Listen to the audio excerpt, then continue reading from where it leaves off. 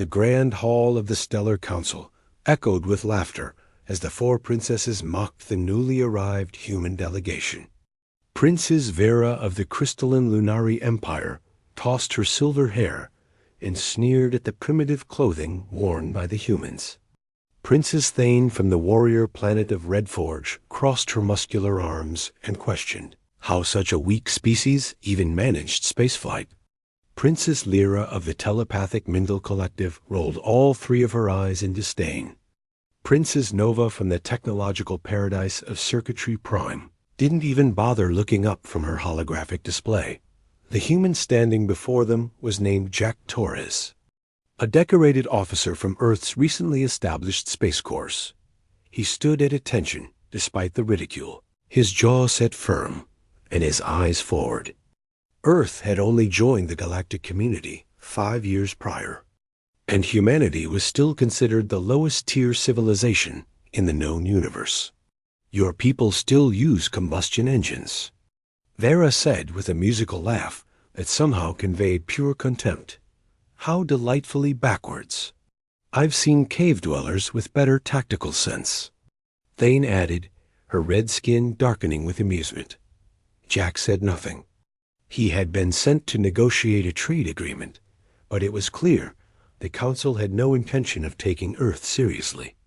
The meeting dissolved into further mockery until an emergency transmission interrupted the proceedings. King Aldrich the Vast, ruler of the 100 Worlds Coalition, had died. The announcement sent shockwaves through the assembly. Aldrich had been the most powerful monarch in 3 galaxies, a living legend who had united countless civilizations under peaceful rule. His death meant instability, possible war, and a scramble for power that could reshape the cosmic order. The 4 princesses immediately departed for Aldrich's throne world. They had each been ward to the king at different points, raised in his court as part of diplomatic arrangements between their worlds and the coalition.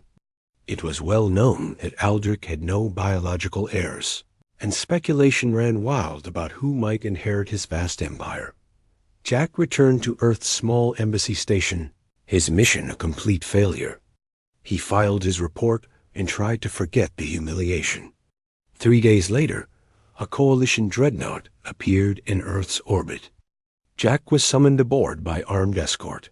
The ship's commander, a towering insectoid named General Crix, led Jack to a private chamber. Inside waited a holographic projection of Aldrich's chief advisor, an ancient being known only as the Scribe. Jack Torres of Earth, the Scribe began, his voice like grinding stone. I bring news that will change your life, and possibly your entire species. King Aldrich the Vast has named you in his will. Jack blinked. There must be some mistake. I never even met King Aldrich. No mistake, the Scribe continued.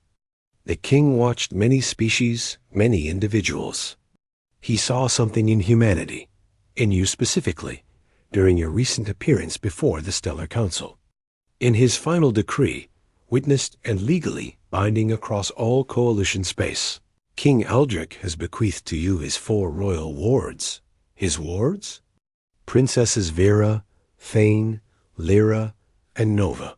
They are now your responsibility. You are to serve as their guardian, mentor, and guide.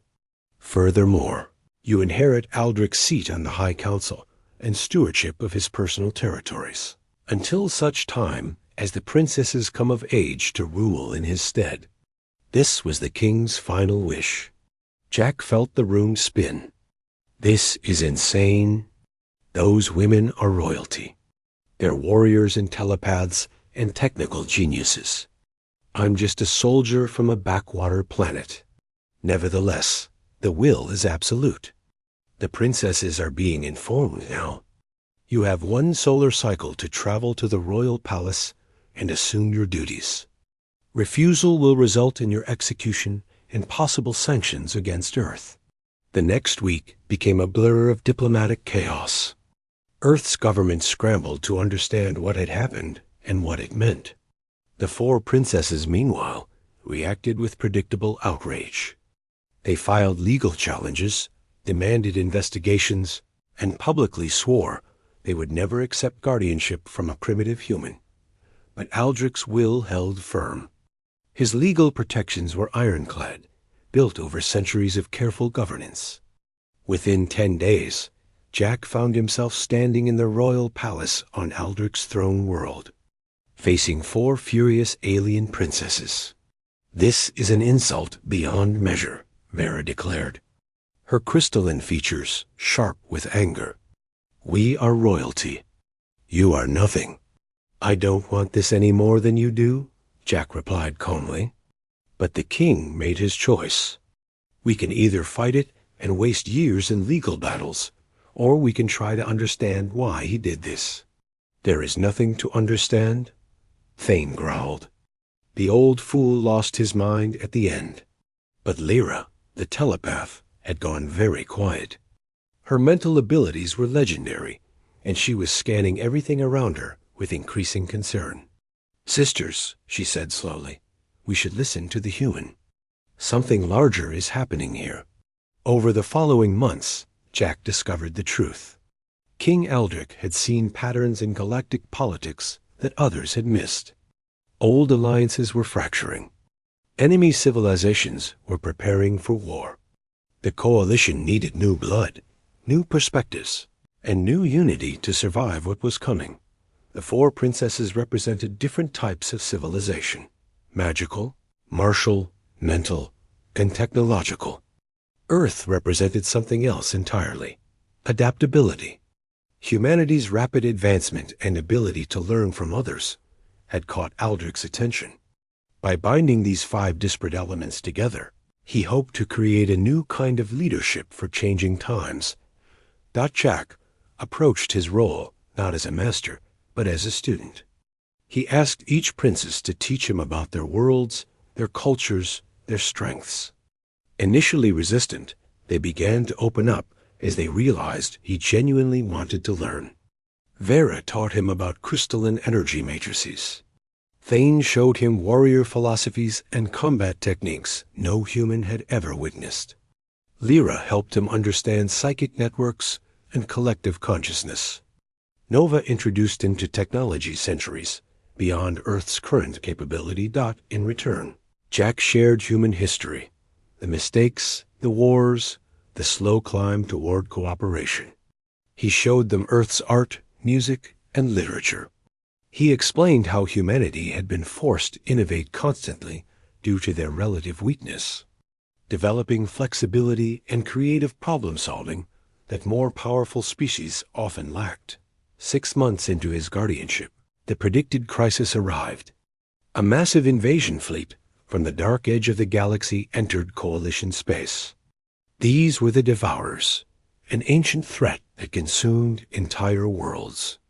The Coalition's traditional military responses proved ineffective. Against their adaptive shielding and biological weapons, Jack proposed something unprecedented: a combined strike force using all 4 princesses' specialized abilities, coordinated through human tactical flexibility.